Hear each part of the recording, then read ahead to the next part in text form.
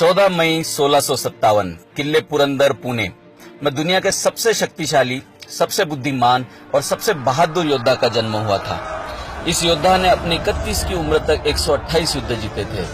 Saint Xavier's को उनकी कब्र से गोवा में एक विशिष्ट समय पर बाहर निकालने की जो प्रथा शुरू हुई, वह इसी महान योद्धा के कारण शुरू हुई थी। यह महान योद्धा एक राजपुत्र था। यह जब 2.5 साल के थे तब इनकी माताजी सईबाई का निधन हो गया था। पिता हर वक्त एक युद्ध से दूसरे युद्ध की ओर दौड़ रहे होते थे, इसलिए इनकी दादी जी, जो छत्रपति शिवाजी महाराज की मां थी, उन्होंने संभाजी राजे के परवरिश की जिम्मेदारी ली। जी हाँ, संभाजी राजे थे ग्रेट वॉरियर। परवरिश शिवाजी महाराज की मातोश्री जीजाबाई ने की थी। अपनी उम्र के 8.5 साल में ही संभाजी राजे 14 भाषाओं के पंडित बन चुके थे। अपनी उम्र के 9 साल में ही उन्हें महाराष्ट्र के रायगढ़ से अपने पिताजी के साथ आगरा के लिए रवाना होना पड़ा था।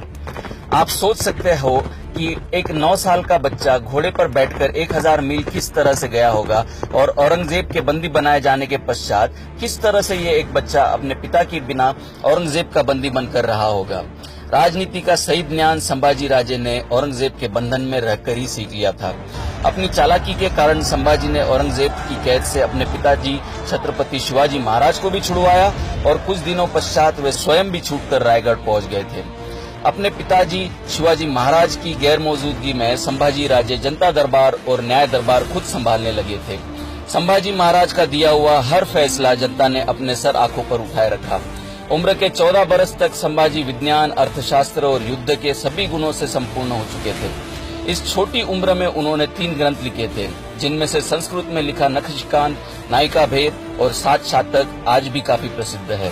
इनमें से नखशिकांत में जो गणपति का वर्णन और स्तुति संभाजी राजे ने की है, वैसा वर्णन श्री गणेश का शायद ही आज तक किसी ने किया होगा। 16 जनवरी 1681 में संभाजी राजे छत्रपति बने। मराठों के ये पहले राजपुत्र थे जो छत्रपति बने थे। छत्रपति बनते ही इन्हें एहसास हुआ कि मराठा साम्राज्य के पास धन धान्य की बहुत दिक्कत थी, जिसके चलते इन्होंने सीधे औरंगजेब के औरंगाबाद और बुरहानपुर पर आक्रमण करके काफी बड़ी मात्रा में धन और जेवरात इकट्ठा किए। औरंगजेब ने गुस्सा कर आगरा छोड़ा और सीधे छत्रपति संभाजी राजे को सबक सिखाने का फैसला लिया। मराठों को सबक सिखाने के लिए वो महाराष्ट्र की ओर अपने 5 लाख सैनिक और 4 लाख जानवर, जिनमें ऊंट, घोड़े और हाथी काफी बड़ी मात्रा में शामिल थे, उनको लेकर निकल पड़ा। मराठों की जान उनके गढ़ किलों में हुआ करती थी, इसीलिए औरंगजेब ने नासिक के रामसेस किले को अपना सबसे पहला निशाना बनाया। औरंगजेब का सबसे बहादुर सेनापति शहाबुद्दीन खान अपने 10,000 सैनिकों और उतने ही जानवरों को लेकर रामसेस किले के पास पहुंच गया। किला एक दिन में जीतने का विश्वास शहाबुद्दीन खान ने औरंगजेब से जताया था। पहले दिन जब शहाबुद्दीन खान ने अपने सैनिकों के साथ किला चढ़ने की कोशिश की, तो ऊपर बैठे 600 मराठा सैनिकों ने पत्थरों से शहाबुद्दीन खान का स्वागत किया। अगले 2 साल शहाबुद्दीन खान कोशिश करता रहा। उसके पश्चात औरंगजेब ने शहाबुद्दीन खान को लौटने का आदेश दिया। औरंगजेब ने अपने अगले सेनापति फतेह खान को रामसेस जीतने के लिए भेजा। वह अपने साथ 20,000 सैनिकों को लेकर आया। फतेह खान की तरकीबें शहाबुद्दीन खान से काफी अलग थी।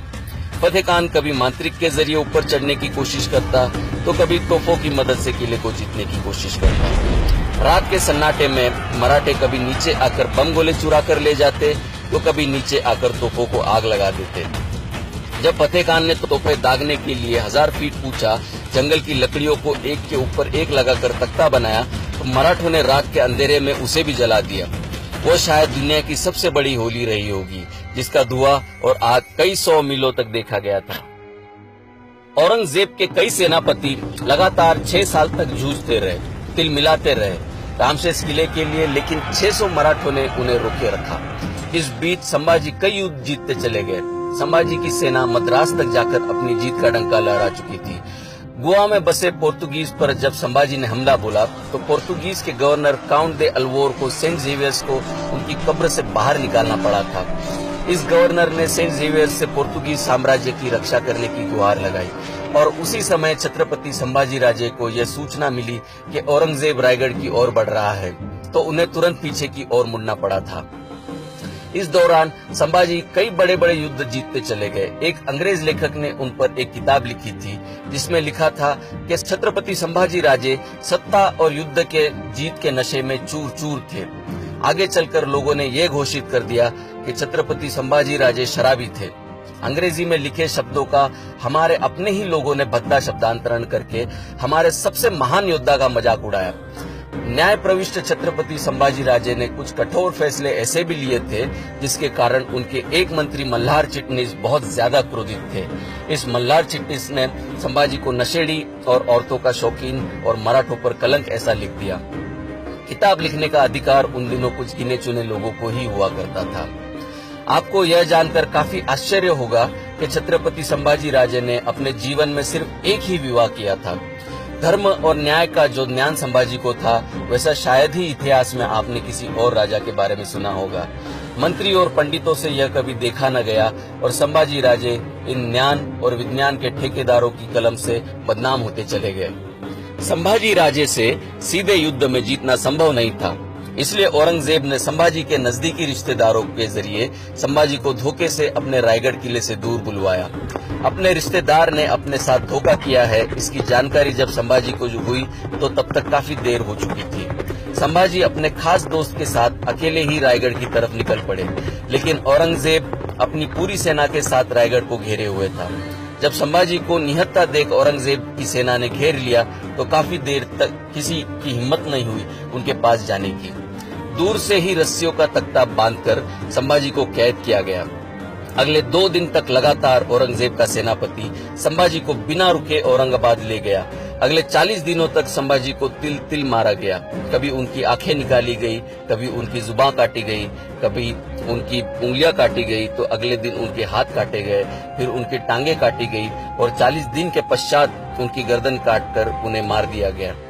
11 मार्च 1679 के दिन दुनिया के सबसे महान योद्धा का 31 की उम्र में स्वर्गवास हुआ। कुछ लोग उनकी मृत्यु की इस कहानी में भी नमक मिर्च लगाकर सुनाते हैं।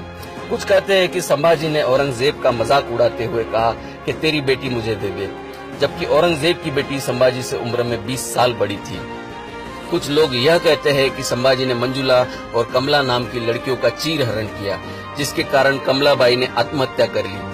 अगर इतिहास में झांक कर देखा जाए तो कमला नाम की औरत की पुष्टि होती है, जो संभाजी महाराज की मृत्यु के 12 साल बाद उसका निधन हुआ, और वह भी संभाजी महाराज से बहुत ज्यादा बड़ी थी। झूठी कहानियों के जरिए हम सबको बहकाया गया, फंसाया गया। एक महान हिंदू और मराठा राजा को बदनाम किया गया, जबकि वो दुनिया का सबसे बेहतरीन, सबसे बुद्धिमान और बहादुर योद्धा था।